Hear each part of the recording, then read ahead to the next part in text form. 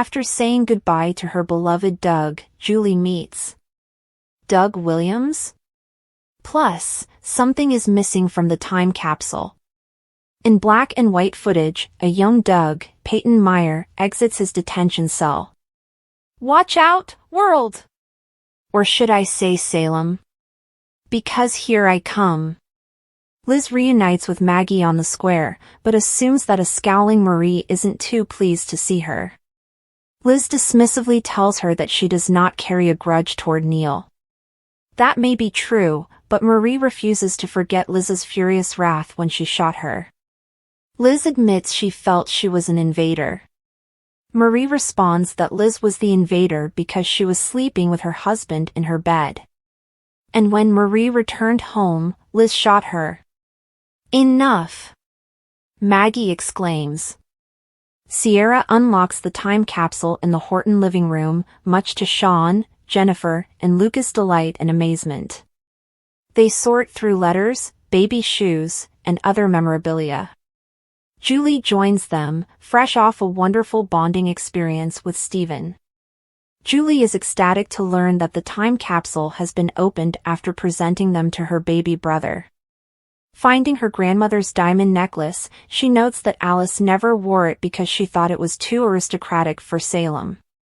Julie had always wondered what happened to it.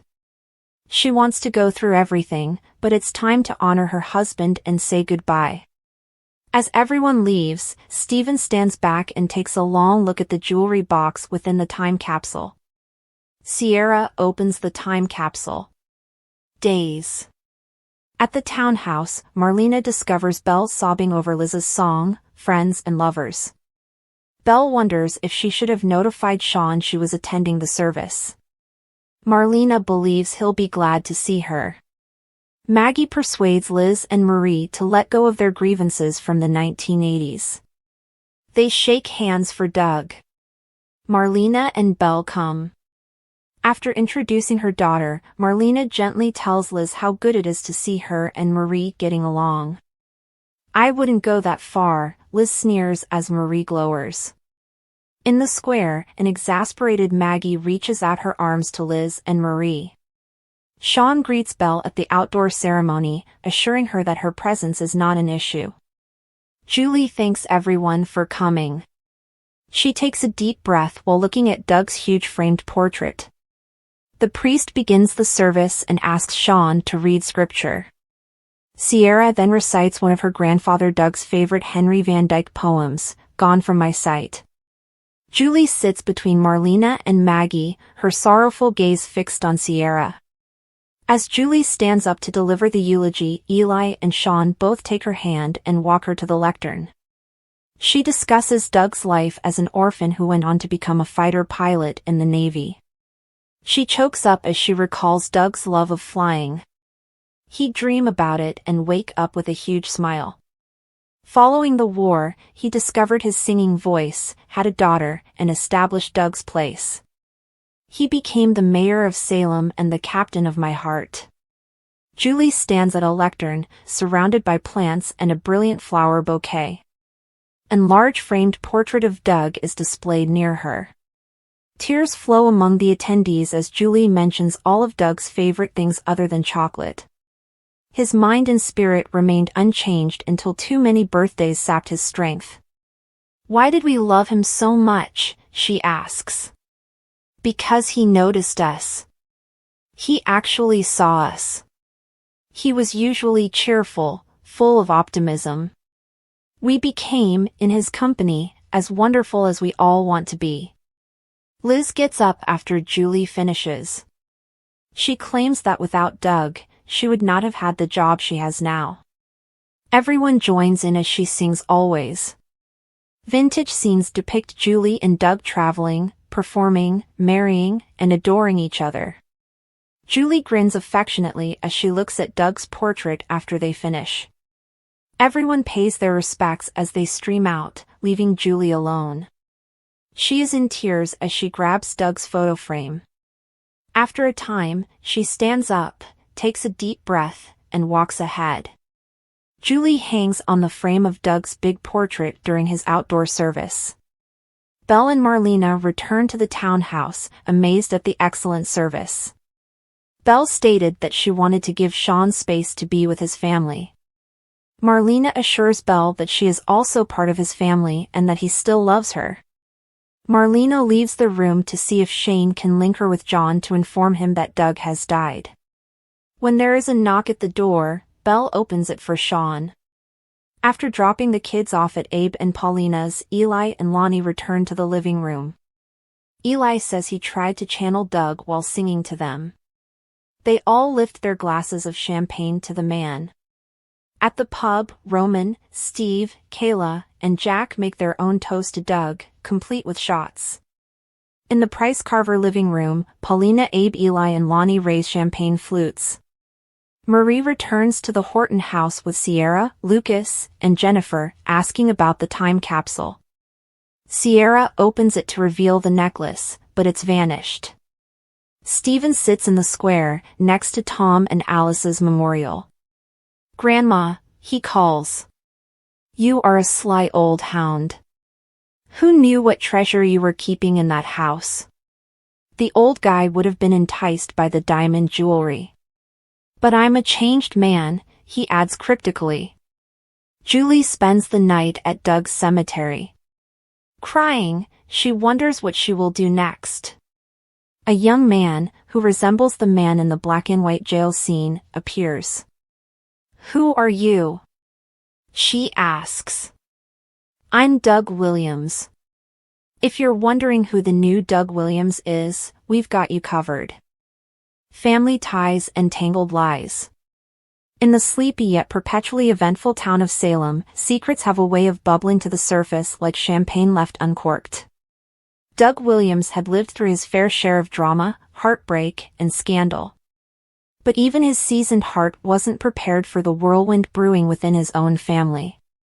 It all began with a simple yet luxurious necklace, a glittering statement piece that had been a treasured heirloom in the Williams family for decades. Its sudden disappearance sent shockwaves through the tight-knit community and spurred a tangled web of accusations. The disappearance. It was a crisp autumn morning when Julie Williams, Salem's matriarch, discovered the necklace was missing. The necklace had been displayed in its rightful place inside a glass case in the Horton Town Square Museum, a tribute to the family's legacy. Julie was planning a gala to celebrate the museum's anniversary, and the necklace was to be the centerpiece. When she unlocked the case that day, her scream echoed across the square. "Doug! Doug, come quickly!" Julie cried, her voice trembling. Doug, her ever-loyal husband, rushed to her side. "What's wrong, darling?" "It's gone. The necklace is gone." Julie clutched his arm, her eyes wide with disbelief. Doug frowned, his mind racing. Who could have done this? The suspects. The initial investigation brought up few leads, but Salem's residents began whispering about possible suspects. Sierra Brady Weston, Doug's granddaughter, was among the first to raise eyebrows. Not because she was implicated, but because she was the first to suggest an unusual suspect, her brother, Stephen. Stephen Brady, the youngest of Bo and Hope's children, had recently returned to Salem after years away. His reappearance had been anything but smooth. He was charming, yes, but his past was riddled with questionable choices, including a stint working for shady characters in Europe. "I'm not saying Stephen did it," Sierra told her husband, Ben Weston, as they sat in their living room. "But he's been acting off. And he's been desperate for money." Ben raised an eyebrow. "You think your brother would steal from his own family?" Sierra hesitated. "I don't want to believe it, but he's been distant. He barely talks to us anymore. And you know how he gets when he feels cornered." Meanwhile, Lucas Horton, Julie's grandson, had his own theories. He suspected the theft wasn't random at all, it was personal. Lucas had seen Stephen arguing with Doug just days before the necklace went missing. Sierra confronts Stephen. Sierra wasted no time confronting Stephen. She found him at the Brady pub, nursing a beer and scrolling through his phone. "Stephen," she said, sliding into the booth across from him. He looked up, startled. "Sierra. What's up?" She didn't mince words.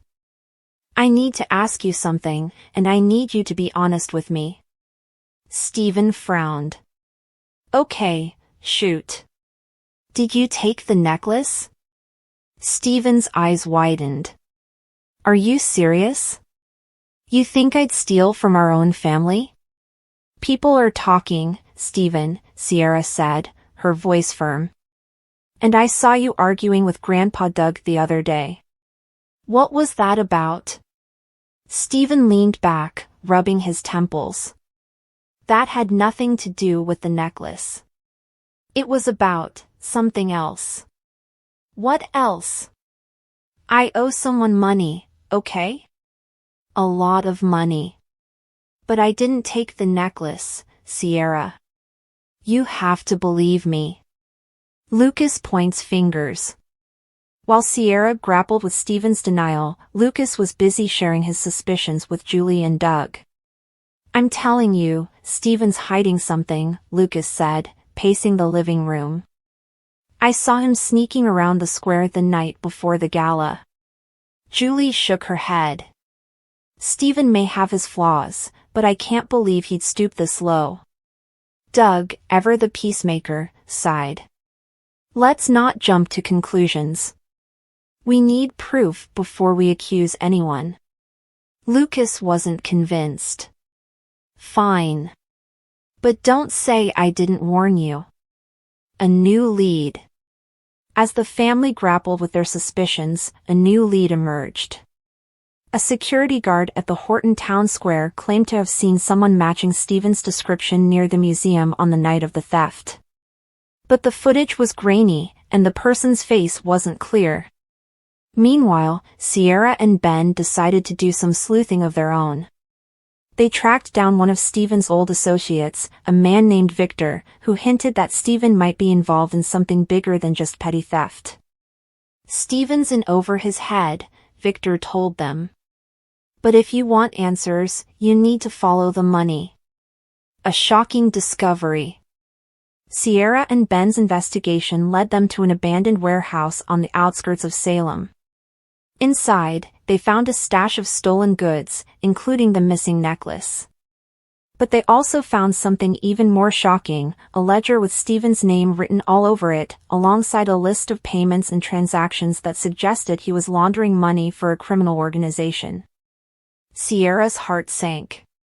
"I didn't want to believe it," she whispered. Ben put a reassuring hand on her shoulder. "We don't know the whole story yet. Let's talk to Stephen before we jump to conclusions." The truth comes out. When confronted with the evidence, Stephen broke down. "Fine. I took the necklace," he admitted. "But it wasn't for me. It was for them." "Them?" Sierra demanded. "The people I owe money to," Stephen said, his voice cracking. "I thought if I gave them the necklace, they'd leave me alone. But they didn't.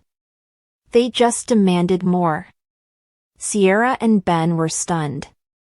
"Why didn't you come to us for help?" Sierra asked. "I didn't want to drag the family into this mess," Stephen said. "I thought I could handle it on my own." Redemption. In the end, Stephen agreed to work with the police to bring down the organization he was involved with. The necklace was returned to Julie, who forgave Stephen but made it clear that trust would have to be rebuilt. Doug, ever the optimist, saw the ordeal as a chance for the family to come together.